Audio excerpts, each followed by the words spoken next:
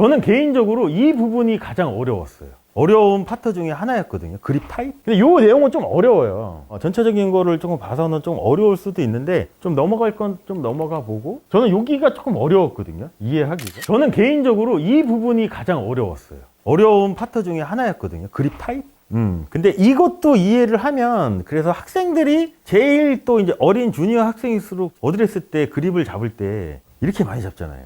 이거에 대한 오해도 어느 정도 풀리고, 이렇게 했을 때는 또 어떤 거를 해야 되는지에 관해서도 이해가 되더라고요. 자, 그립 타입은 오버래핑으로 잡을 거냐, 인터로킹으로 잡을 거냐, 뭐 베이스볼로 잡을 거냐, 크로스핸드로 잡을 거냐는 거고, 이제 그립 타입은 뭐냐면 임팩트 순간 그립을 내가 어떤 상태, 손목의 세 가지 움직임, 수직적인 움직임, 수평적인 움직임, 회전적인 움직임을 어떤 상태로 그립을 잡을 거냐에 관한 내용인 거거든요. 서로 다른 베이직 플레인에 대해 손 관계를 사용하여 모든 그립, 기본 그립을, 베이직 그립을 적용할 수 있대요. 여기서 중요한 건 뭐냐면, 어드레스 상태도 중요하지만 우리가 실질적인 좋은 결과를 내려면 어디가 중요할까요? 임팩트 순간에 내가 손목, 손 상태, 그립 상태가 어떻게 돼 있는지가 더 중요할 수도 있겠죠? 그래서 손은 항상 임팩트 픽스에서 설정을 해야 된대요.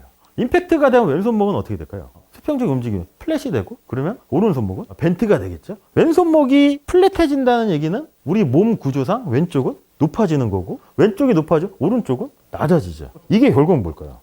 임팩트예요. 그리고 우리가 이걸 또 뭐랑 붙여서 생각하셔야 되냐면, 플라잉 웨지, 그죠? 왼팔 플라잉 웨지는 이렇게 되어 있는 거잖아요. 플랫한 왼손목을 유지하고 항상 클럽과 왼팔을 항상 이렇게 수직면을 계속 유지하는 거겠죠. 오른팔뚝 플라잉 웨지는 오른손목이 이렇게 벤트가 되고, 오른팔뚝하고 클럽 샤프트를 이렇게 수평면에 계속 유지를 하는 상태인 거죠. 그러면 왼팔 플라잉 웨지, 오른팔뚝 플라잉 웨지가 결합이 되면 이게 결국은 임팩트 때 손의 모양일 수도 있다는 거죠. 요 밑에 내용은, 그래서 제가 지금 설명드렸던 게 왼팔과 클럽 샤프트는 인라인이 왼팔 플라잉 웨지를 얘기를 하는 거예요.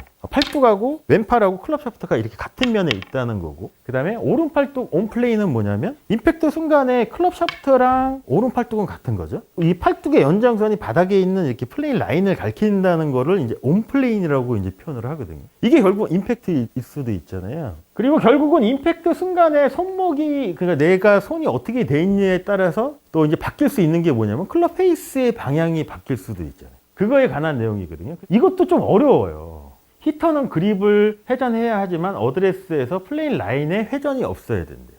스윙어는 그립이 아닌 플레인 라인을 회전한다고 얘기를 하거든요. 이것도 상당히 어려운데, 이거를 이제 우리는 어디를 좀 붙여서 보셔야 되냐면, 번역본 보시면 E-D-0라고 있어요. 자, 그거를 요약해서 제가 말씀드리면은, 자, 클럽 헤드는 두 가지 센터의 움직임에 의해서 움직인대요. 하나는 클럽 헤드 자체적인 움직임이 있을 수 있겠죠. 그리고 또 하나가 뭐가 있을까요? 페이스. 그래서 클럽 헤드가, 전체적인 클럽 헤드가 움직이는 거를 우리는 스윙 궤도라고 표현을 하고, 그 다음에 클럽 페이스가 그 궤도를 돌면서 타겟 라인하고 뭐 스퀘어를 유지하느냐, 열리고 닫히느냐, 이렇게 두 가지로 나눌 수 있잖아요. 그래서 플레인 앵글이 플랫해지잖아요. 그럼 어떤 현상이 있냐면, 얘가 플랫하면 플랫할수록 클럽 헤드가 자체적으로 움직이는 이 움직임은 되게 일정하게 움직일 수도 있대요. 그 대신 플랫하면 플랫할수록 왼팔 근에는 회전량이 많겠죠. 그럼 반대쪽으로 올 때 반대쪽 회전이 있기 때문에 클럽 페이스적인 변화에서는 조금 이게 편차가 생길 수 있다고 얘기를 하거든요. 그래서 이제 스윙어 같은 경우는 그거를 좀 방지하기 위해서 그립을 회전시키면 안 된다는 거예요. 돌려 잡으면 안 된다는 거예요. 그립은 최대한 내가 이렇게 픽스를 시켜놓고, 바꾸려면, 구질을 변경하려면 크로스로 쓰든지 오픈을 서서 이거를 잡아야지 항상 일관성 있는 클럽 페이스 정렬을 제어할 수 있는 거고, 그러니까 히터는 그걸 반대로만 생각해 주시면 돼요. 히터는 스윙 궤도가 어느 정도 좀 오차가 발생할 수 있으니까 그거를 방지하기 위해서 그립을 좀 이렇게 변경해서 클럽 페이스를 제어하라고 얘기를 하거든요. 근데 이 내용은 좀 어려워요. 전체적인 거를 조금 봐서는 좀 어려울 수도 있는데, 좀 넘어갈 건 좀 넘어가 보고, 그래서 샷 메이킹을 할 때는 어떻게 해야 되냐면,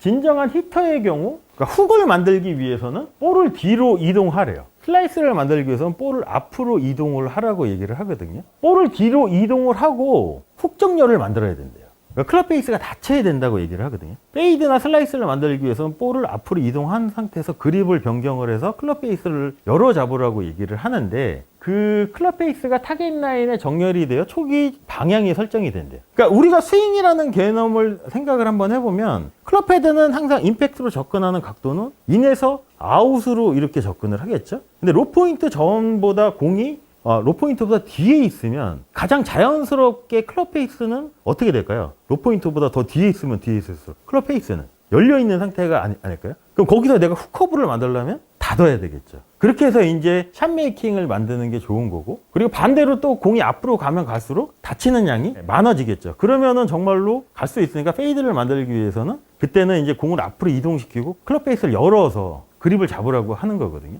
그래서 히터 같은 경우 요거랑 붙여서 생각을 한번 해보시면, 앞에 거랑 보시면 그립을 회전해야 된다고 얘기를 하잖아요. 그래서 요거랑 붙여서 이렇게 보시면 돼요. 요거랑 붙여서. 자, 그래서 히터는 앵글드 힌지를 사용하죠. 클럽 페이스가 이렇게 45도 정도 이렇게 되는 거. 임팩트에서 어큐뮬에서 3회 롤 없는 느낌과 오픈 스탠스 라인에 의해서 앵글드 힌지는 슬라이스를 유발하는데, 클럽 페이스가 살짝 열리는 현상을 좀 만든다고 했거든요. 그래서 공을 똑바로 보내기 위해서는 어드레스 때 클럽 페이스가 살짝 닫혀 있는 게 히터한테는 살짝 유리한 거고, 그 얘기를 우리가 힌지 액션 하면서 공부를 했었죠. 그래서 임팩트 픽스에서는 클럽 페이스가 살짝 크로즈가 돼야 된다고. 자, 그래서 이제 선수들도 웨지 스윙을 할 때나 드라이버 스윙을 할 때, 타이거 우즈나 로리 맥킬로이드 같은 경우도 웨지 스윙을 할 때는 얘가 약간 더 틀어져 있는 것처럼 왼손을 되게 훅그립으로 잡는 것 같이 보이잖아요. 그게 뭐냐면, 여기서 얘를 정상적으로 잡으면 공을 뒤로 가면 얘가 열리죠, 이렇게. 그거를 이 상태에서 라인을 지키면 왼손목이 어떻게 되면 막연하게 얘가 판판해지는 게 아니고 오히려 약간 벤트의 느낌이 나도 괜찮다는 거죠. 자, 근데 스윙어는 이제 샷메이킹 할 때 이제 다른 느낌으로 스윙을 해야 된대요.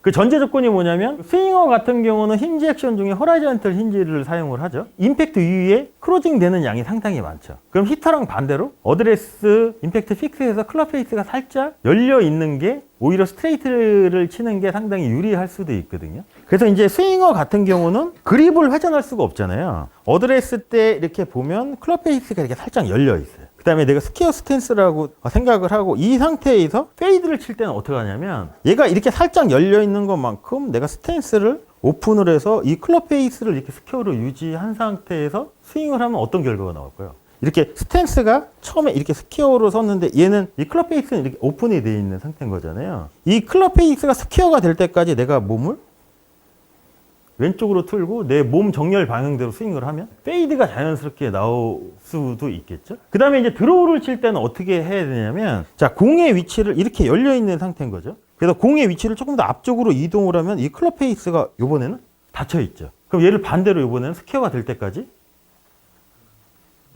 내 스탠스 정렬대로 스윙을 하면 자연스럽게 인투 아웃 값이 더 커지는 거잖아요. 이렇게 이제 드로우를 만들어야 된다는 얘기인 거죠. 그래서 스윙어 같은 경우는 그립을 바꾸지 않고 볼 위치를 바꾸고 클럽 페이스를 스퀘어로 맞추기 위해서 스탠스 라인에 변화를 준다는 얘기는 플레이 라인에 변화를 준다는 거랑 동일할 수도 있겠죠. 대부분 이 패턴을 많이 써요, 샷 메이킹을 할 때. 근데 이제 웨지나 이런 거를 할 때는 저 위에 것도 한번 생각을 한번 해봐야 된다는 거죠. 저는 여기가 조금 어려웠거든요, 이해하기가.